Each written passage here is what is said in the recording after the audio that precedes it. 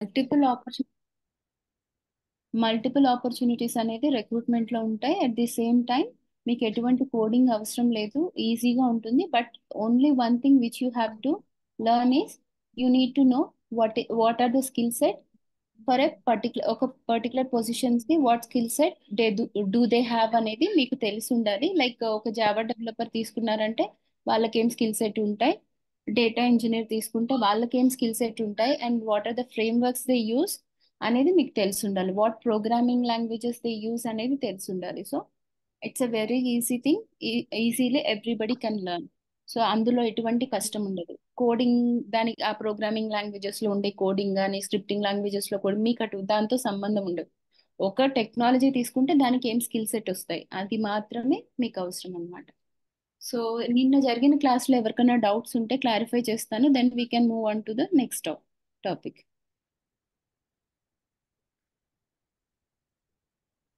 ఏమైనా డౌట్స్ ఉన్నాయా?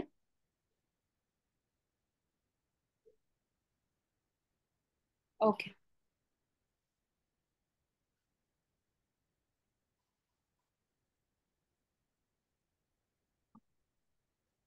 So recruiter కి రిక్రూట్ రిక్రూట్మెంట్ ప్రాసెస్ చేయడానికి మనం చాలా టెక్నాలజీస్ వాళ్ళకి చేస్తాం. సో ఐటీ ఇండస్ట్రీలో టెక్నాలజీస్ ఒకటి రెండు కాదు, మెనీ టెక్నాలజీస్ ఉన్నాయి.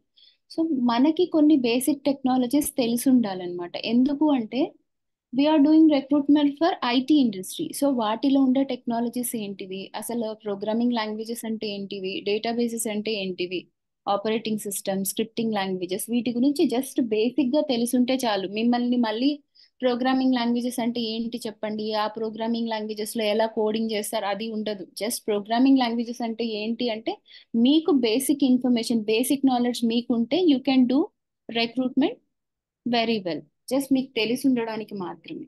సో ఇక్కడ first thing, in IT software we have to know what are programming languages. అసలు ప్రోగ్రామింగ్ లాంగ్వేజెస్ అంటే ఏంటివి అంటే, programming languages are used by developers and programmers. ఈ ప్రోగ్రామింగ్ లాంగ్వేజెస్ అనేది software developers and software programmers use చేస్తారనమాట to communicate with computers. So by using these programming languages, the developers develop applications, softwares and websites. ఈ applications develop చేయడానికి, softwares develop చేయడానికి, websites develop చేయడానికి they use these programming languages.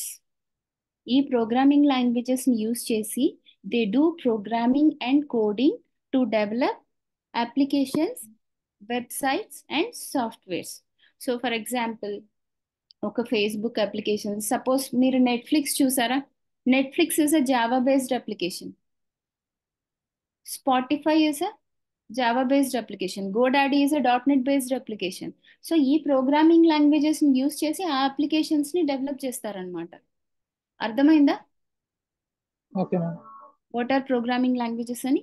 So you can think like it is a collaboration between humans and computers అన్నమాట. So whatever instructions the developers will give, the computer will understand those instructions in their own language, nothing but programming language, and it follows those instructions to perform certain tasks. ఈ task perform చేయాలంటే computer own language లోనే computer understand చేసుకుంటుంది, అవును కదా? అటువంటప్పుడు ఈ developers will use this programming language so that the computer will follow the instructions what ever the developers will give, and according to that it will execute the tasks. So programming languages are nothing but computer languages, nothing but programming languages. So we use programming languages to develop, for coding and programming purpose. So what comes under programming languages ante C, C++, Java, .NET, C Sharp and COBOL. మీకు ఒక doubt రావచ్చు, ఇవైనా madam programming languages ఉన్నది? They are many programming languages which you will know once you start recruitment. అర్థమైందా? Recruitment start చేసిన తర్వాత you will be working on multiple requirements and multiple technologies. So you will know once you start recruitment. So programming languages అంటే ఇది అన్నమాట. ఒక అప్లికేషన్ని కానీ, ఒక సాఫ్ట్వేర్ని కానీ, ఒక వెబ్సైట్ని కానీ డెవలప్ చేయాలంటే they use these programming languages and they develop those applications, softwares and websites. So next topic is databases. Databases అంటే ఏంటి అంటే they are used to store the data and retrieve the data. So ఈ databases లో ఏంటి అంటే we can store the data at the same time when we need the data we can retrieve the data, we can fetch the data from the stored data. Store చేసుకున్న దాని నుంచి మనకు కావాల్సినప్పుడు మళ్ళీ ఆ డేటాని రిట్రైవ్ చేసుకొని యూస్ చేసుకోవచ్చు. ఫర్ ఎగ్జాంపుల్ ఏంటండి, ఎవరికైనా డౌట్ ఉందా? ఓకే, డేటాబేసెస్ అంటే మేడం ఫస్ట్ చెప్పండి. స్క్రీన్ షేర్ చేస్తారు నోట్స్ రాసుకోవడానికి ఏమైనా స్క్రీన్ షేర్ చేశాను కదండి, కనిపించట్లేదా? కనిపించట్లేదు మేడం. స్క్రీన్ కనిపించట్లేదా? అవును మేడం, ఓకే, 1 సెకండ్. ఇప్పుడు కనిపిస్తుంది. ఇప్పుడు కనపడుతుందా? వెయిట్ ఏ మినిట్, అది షేర్ అగైన్.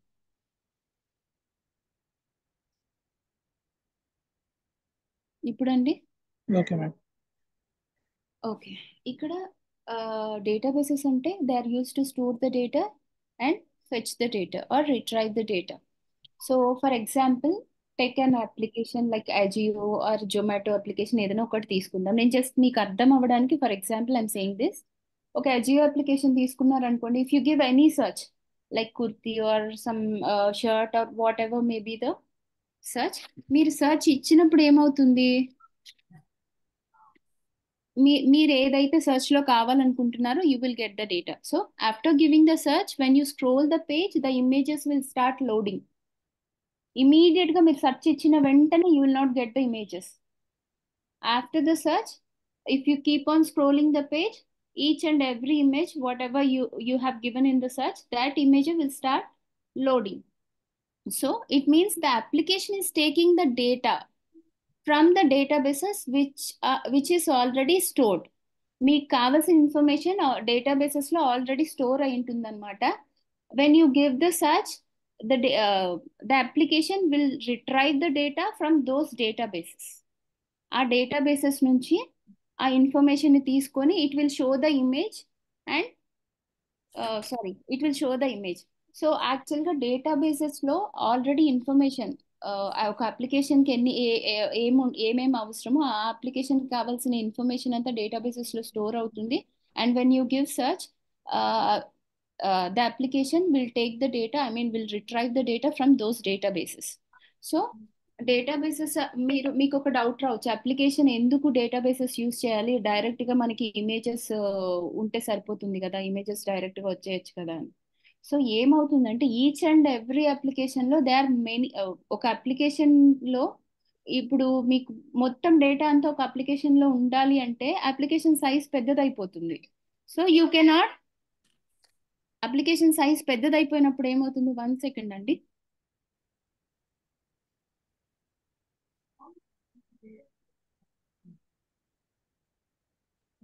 అప్లికేషన్ సైజ్ పెద్దగా అయిపోయినప్పుడు you cannot install more applications, అంతే కదా.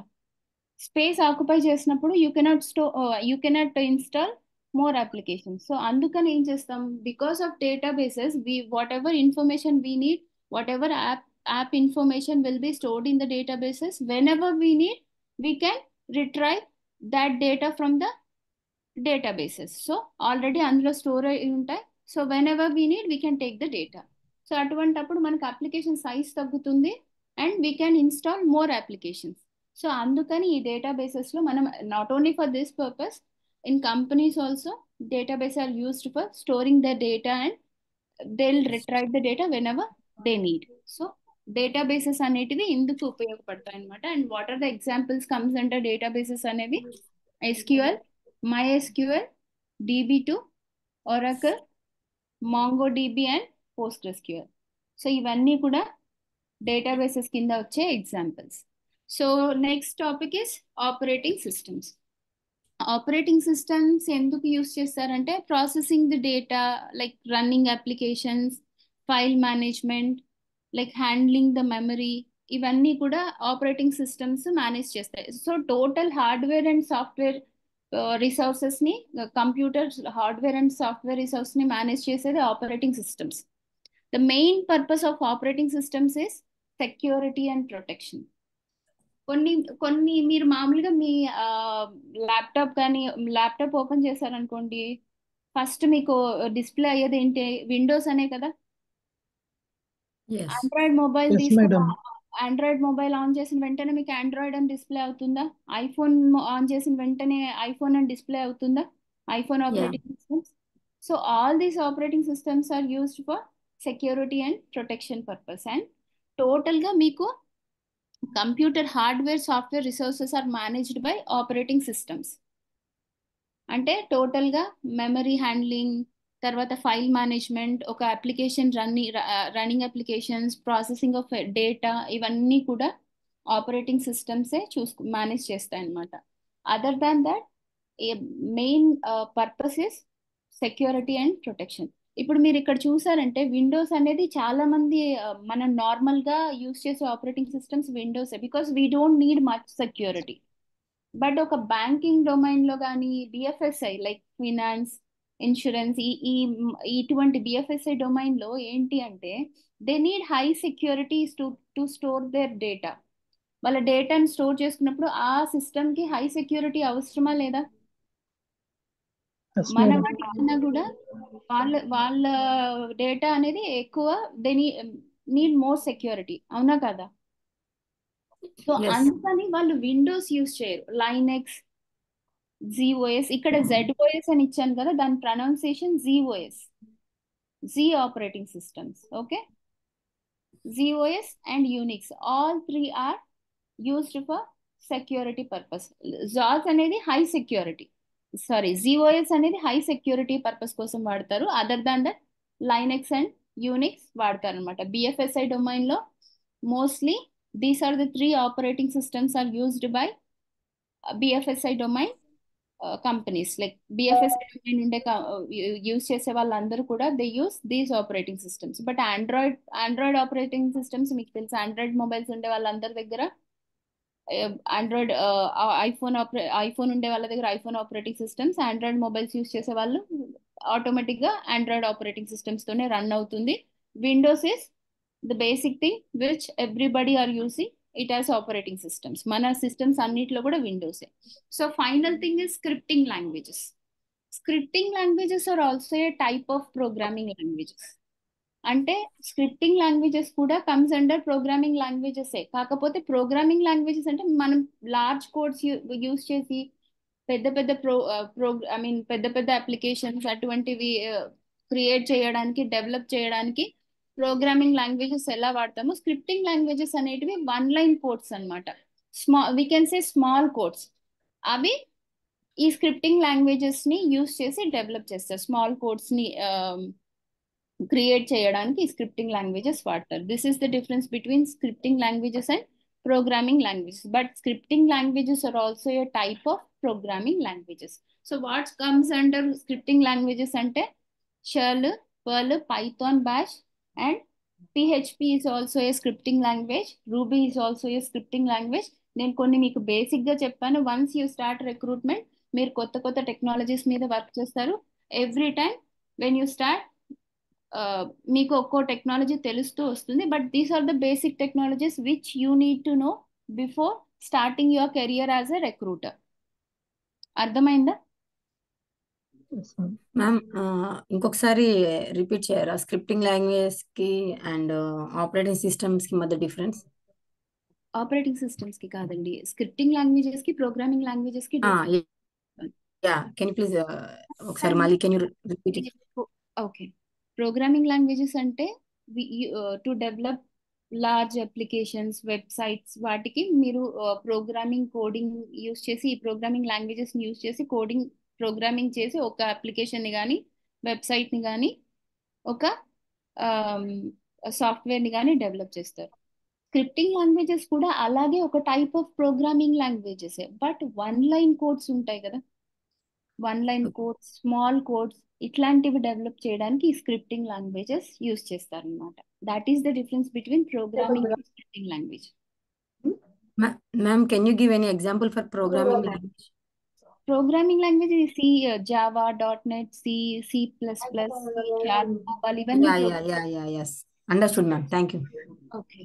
మీరు ఫస్ట్ స్క్రిప్టింగ్ ఎక్స్ప్లెయిన్ మీరు ఫస్ట్ ఎక్స్ప్లెయిన్ చేసింది programming language, last scripting language, right? Both. Yeah, ఎందుకంటే వెంటనే చెప్తే యూ విల్ గెట్ కన్ఫ్యూజింగ్ అనిపిస్తుంది. అందుకని నేను స్క్రిప్టింగ్ లాంగ్వేజెస్ లాస్ట్ లో చెప్తాను.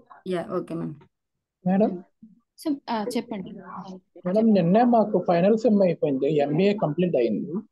ఓకే, సో మాకు ఆపర్చునిటీస్ ఏమైనా ఉంటాయి మేడం యాజ్ ఎ ఒకటే ఫ్రెషర్? అని చెప్తున్నాను మీకు. ఈ వర్క్ ఫ్రమ్ ఆఫీస్ చూస్తున్నారా, వర్క్ ఫ్రమ్ హోమ్ చూస్తున్నారా? యాజ్ ఎ రెండు ఆఫీస్ అయినా పర్లేదు, హోమ్ అయినా పర్లేదు, ఫ్రెషర్ కి. వర్క్ ఫ్రమ్ ఆఫీస్ అయితే యాజ్ ఎ ఫ్రెషర్ కూడా మల్టిపుల్ ఆపర్చునిటీస్ ఉన్నాయండి. బట్ వర్క్ ఫ్రమ్ హోమ్ కావాలి యాజ్ ఎ ఫ్రెషర్ గా అంటే దట్స్ నాట్ ఈజీ.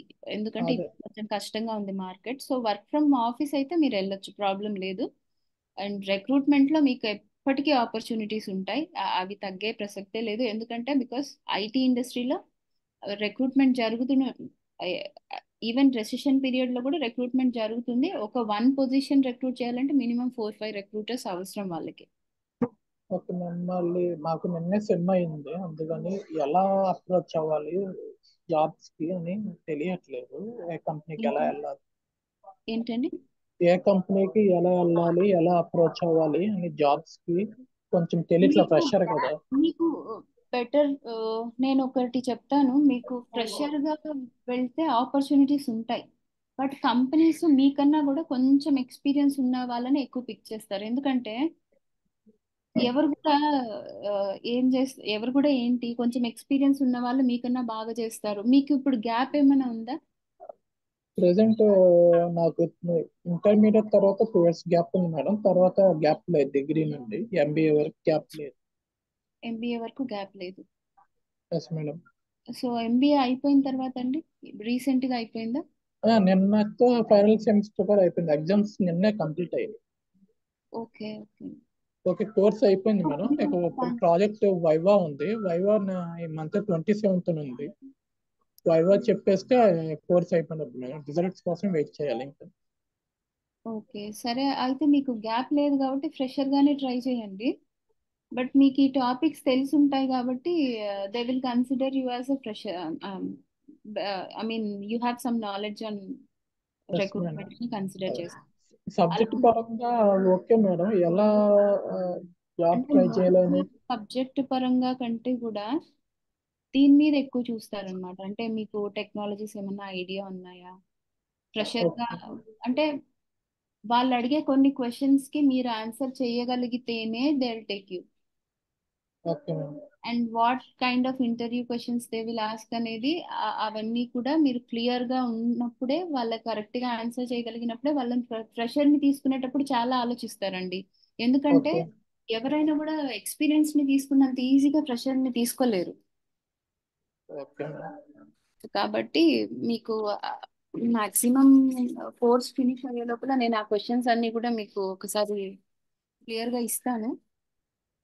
ఓకే. కొంచెం ప్రిపేర్ అయ్యారంటే according to that you can attend the interviews. Okay, direct walk-ins ఉన్న వెళ్ళిపోవచ్చా madam? Direct walkings. Walkings ఉంటాయండి. Plus through నౌకరీలో మీరు resume ఎలా పెట్టుకోవాలని మేము చెప్తాం మేము. సో నౌకరీలో పెట్టిన తర్వాత ఓపెనింగ్స్ నుండి మీకు ఆటోమేటిక్గా కాల్స్ వస్తాయి, ఇంటర్వ్యూ షెడ్యూల్ చేస్తాం. రెజ్యూమ్ ఎలా ఉంటే వాళ్ళు పిక్ చేస్తారు త్వరగా, ఆ సజెషన్స్ అన్ని మేము ఇస్తాం. Okay madam. ఎనీ డౌట్స్ అండి మిగతా వాళ్ళకి?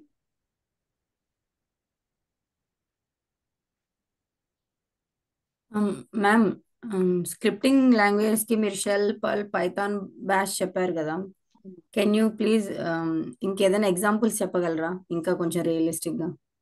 అంటే అంటే ఇందులో రియలిస్టిక్ గా చెప్పడానికి అంటే సాఫ్ట్వేర్ లో ఇ- ఇప్పుడు ఫర్ ఎగ్జాంపుల్ మీకు ఇవి స్క్రిప్టింగ్ లాంగ్వేజెస్ అంటే ఒక one line codes, small codes అని గుర్తుపెట్టుకుంటే చాలు. ఎందుకంటే ఓకే. మిమ్మల్ని వాట్ ఈ స్క్రిప్టింగ్ లాంగ్వేజ్ అనే క్వశ్చన్ కూడా అడగరు. ఓకే, వన్ లైన్ కోడింగ్ అన్నట్టు. వన్ లైన్ కోడ్ అని గుర్తుపెట్టుకోండి. వన్ లైన్ కోడ్ లేకపోతే స్మాల్ కోడ్ చేయడానికి స్క్రిప్టింగ్ లాంగ్వేజెస్ వాడతారు. ఇంకా నేను డీప్ గా వెళ్ళాలంటే కంపైలేషన్, ఇంటర్ప్రిటేషన్ అక్కడి వరకు వెళ్ళానంటే మీకు స్క్రిప్టింగ్ లాంగ్వేజెస్ లో ఇంకొంచెం నేను కన్ఫ్యూజన్ క్రియేట్ చేసిన దాన్ని అవుతాను. లేదు లేదు వద్దులే మ్యామ్. అంటే నేను జస్ట్ అంటే ఎక్కడ వాడతారు ఐ మీన్ టు సే. అంటే అంత డీప్ గా వెళ్ళకూడదని జస్ట్ మీకు వన్ లైన్ కోడ్ అని చెప్తున్నాను. ఎందుకంటే యా యా యా మీద ఎటువంటి క్వశ్చన్స్ ఉండవు. వాట్ ఆర్ ప్రోగ్రామింగ్ లాంగ్వేజెస్ అని అడగరు, వాట్ ఆర్ ఆపరేటింగ్ సిస్టమ్స్ అని అడగరు, వాట్ ఆర్ స్క్రిప్టింగ్ లాంగ్వేజెస్ అని అడగరు, ఏం అడగరు. మీకు ఎటువంటి క్వశ్చన్స్ దీని మీద డేటాబేసెస్ మీద కూడా ఉండవు. కాకపోతే ఒక రిక్వైర్మెంట్ వచ్చినప్పుడు, suppose if you got a requirement as a Java developer, sorry Java developer requirement ఒకటి మీకు వచ్చింది, మీరు జావా డెవలపర్ రిక్వైర్మెంట్ కి వర్క్ చేస్తున్నారు. అందులో క్యాండిడేట్ కి జావా ఉంటుంది, at the same time SQL కూడా ఉండొచ్చు. అంటే based on the project SQL ఉంది.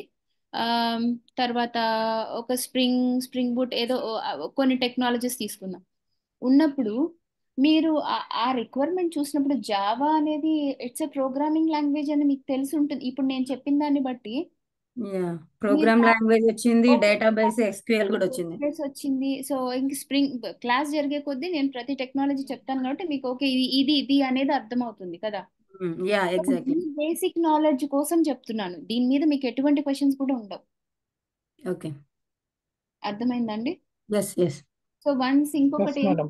కోర్స్ లో కన్ఫర్మేషన్ వచ్చిన తర్వాత ఈవెన్ నేను మీకు నోట్స్ కూడా షేర్ చేస్తాను ఎవ్రీడే.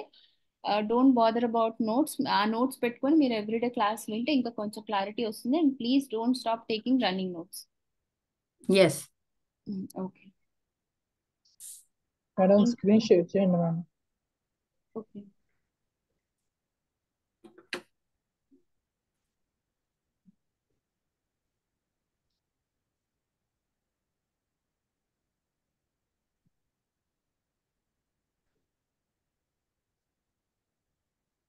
దీంట్లో మోస్ట్లీ మీకు నేను రన్నింగ్ నోట్స్ లాగా చెప్తాను. వన్స్ కోర్స్ స్టార్ట్ అయిన తర్వాత క్లియర్ గా ఇస్తానండి, దాని గురించి ఏం వరీ అవ్వద్దు. నోట్స్ ఇస్తారా మేడం? పీడిఎఫ్ నోట్స్ ఇందులో ఏం క్లారిటీగా లేదు, నేను నోట్స్ ఇస్తాను మీకు. అదే వాట్సాప్ లో షేర్ చేస్తారా మేడం? ఆ, ఆ. యా, వన్స్ బ్యాచ్ స్టార్ట్ అయిన తర్వాత మీకు ట్రెండ్తో కలిపి వాట్సాప్ గ్రూప్ ఉంటుంది. సో ఓకే మీకు సార్. అక్కడ డౌట్స్ ఏమైనా ఉన్న నోట్స్ అన్ని కూడా మీకు అక్కడ షేర్ చేస్తారు. Plus everyday class recording availability ఉంటుంది. Okay sir. ఇంకెవరికైనా డౌట్స్ ఉన్నాయి?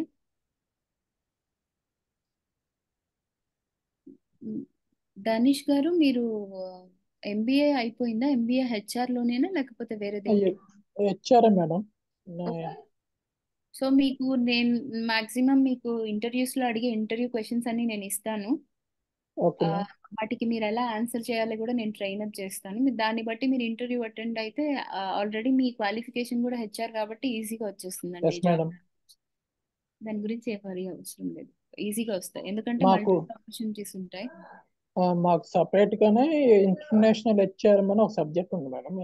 పూర్తి హెచ్ఆర్ గురించే ఉంటాయి. బ్రాంచ్ సబ్జెక్టులు అన్ని మాక్సిమం హెచ్ఆర్ ఫినాన్స్ మీదే ఉన్నాయి. అంటే ఇందులో ఏంటి అంటే మోస్ట్లీ లాజికల్ క్వశ్చన్స్ ఎక్కువ అడుగుతారు అనమాట. Okay ma'am. సో వాటికి ఎలా మనం ఆన్సర్ చేస్తాము. మెయిన్ వాళ్ళకి ఏంటి అంటే క్వశ్చన్స్ ఎలా ఉంటాయంటే క్యాండిడేట్ ని హోల్డ్ చేసుకోవడానికి మనం ఎటువంటి టిప్స్ ఫాలో అవుతాం, అసలు క్యాండిడేట్ ని ఒక రిక్వైర్మెంట్ కి వెళ్ళనీయకుండా మీరు ఎలా ఆపుతారు. మోస్ట్లీ మీ క్వశ్చన్స్ అంటే కూడా ఇలాంటి even you are not experienced fresher గా కూడా ఈ క్వశ్చన్స్ అడుగుతారు ఎక్కువ. అంటే రిలేటెడ్ టు దిస్, ఇదే క్వశ్చన్ అని కాదు, ఇటువంటి క్వశ్చన్స్ అడుగుతారు. Yes ma'am. ఇంకేమైనా డౌట్స్ ఉన్నాయా? లేవు మ్యామ్, ప్రెసెంట్ అయితే ఏమీ లేవు.